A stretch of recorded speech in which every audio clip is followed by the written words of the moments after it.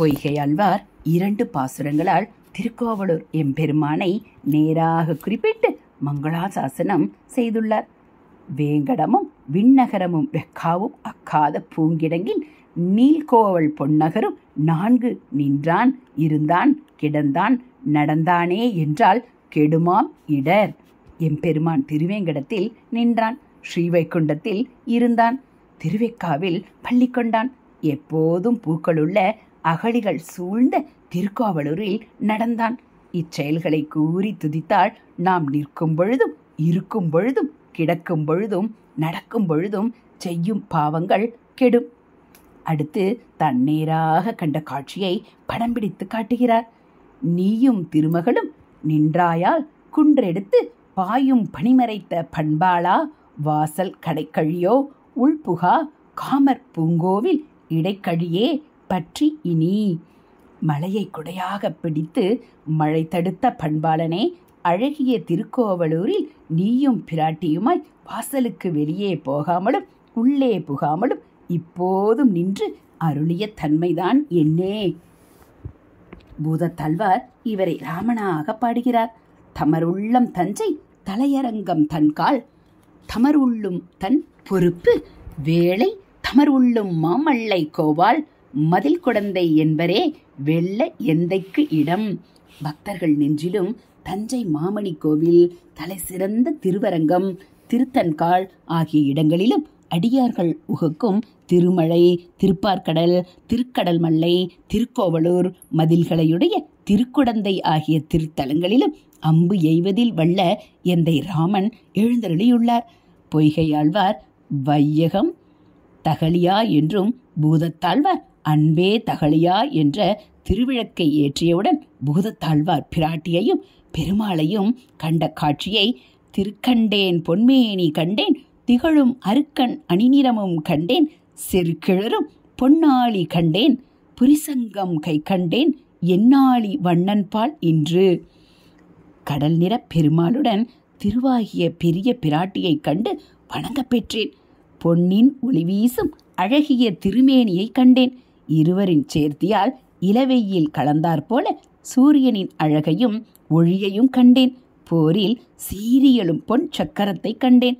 வளம்புரி சங்கை வழக்கையிலும் கண்டு சேவித்தேன். இன்றே கடல் கண்டேன் ஏல் பிறப்பும் யானழுத்தேன் பொன்தோய் வரைமார்பில் பூந்துளாய் அன்று திருக்கண்டு கொண்ட திருமாலே உன்னை மறுக்கண்டு கொண்டு என் மனம். பொன் ஆபரணங்கள் பூண்ட மலை போன்ற மார்பில் திருத்துளாய் உடையவனே, கடல் கடந்த அன்று திருமகள் கண்டு உகந்த திருமாலே, அடியேன் மனம் உன் இடத்தே பொருந்திவிட்டது. இன்றே உன் திருவடிகளைக் கண்டு அனுபவிக்க பெற்றேன். அதனால் எல்லா பிறவிகளையும் இனி தொடராதபடி அழுத்து விட்டேன் என்கிறார். நம்மாழ்வார் தமது திருவாய் மொழியில் சூழ விசும்பணி முகில் பதிகத்தில் பரமபதத்தில் உள்ள மருத்கணங்களும் இங்கிருந்து வருபவர்களை ஸ்தோத்திரம் பண்ணும்போது எங்கோளவன் குடியடியார் கிருஷ்ணன் தானே திருக்கோவிலூரில் உகந்து எழுந்தருளியிருக்கும் எம்கோவலன் குடியடியார் என்று போற்றுவதாக அருளி செய்துள்ளார். திருமங்கை மன்னன் திருக்கோவலூருக்கு எழுந்தருளுவதற்கு முன்னமையே திருநீர்மலையிலேயே திருக்கோவலூர் ஆயனார் காட்சி கொடுத்து அங்கே ஆயனை நினைத்து பொய்கையாழ்வார் மங்களாசாசனம் செய்த முறையில் தானும் திருநீர்மலை பதிகத்தில் அன்று ஆயர்குல கொடியோடு அணிமா மலர் மங்கையோடு அன்பி அளவி அவினர்க்கு என்றானும் இரக்கம் இல்லாதவனுக்கு உறையும் இடமாவது இரும்பொழில் சூழ் நன்று ஆயப்புணல் ஏரையூர் திருவாளி குடந்தை தடந்திகள் கோவல் நகர் நின்றான் இருந்தான் கிடந்தான் நடந்தார்க்கு இடம் மாமலையாவது நீர்மழையே. கண்ணபிரான் சோலைகள் சூழ்ந்த நீர்வளமுடைய திருநறையூரில் நின்றபடியும் திருவாளியில் அமர்ந்த நிலையிலும் திருக்குடந்தையில் பள்ளி கொண்டும் குளங்கள் நிறைந்த திருக்கோவலூரில் நடந்தும் காட்சியளிக்கிறான். அடுத்து திருக்கோவலூருக்கு எழுந்தருளி ஆயனை நேரில் சேவித்து மங்களாசாசனம் செய்கிறான். இதனுடைய தொடர்ச்சியை நாளை காணலாம். இதுபோல ஆன்மீக கதைகளையும் ஆன்மீக தகவல்களையும் ஆலய உலாக்களையும் நீங்கள் தெரிஞ்சுக்கணும் அப்படின்னா மறக்காமல் நம்ம சேனலை சப்ஸ்கிரைப் பண்ணுங்கள். கூடவே பெல் ஐக்கானை கிளிக் பண்ணி ஆளுங்கிற பட்டனையும் அழுத்திடுங்க.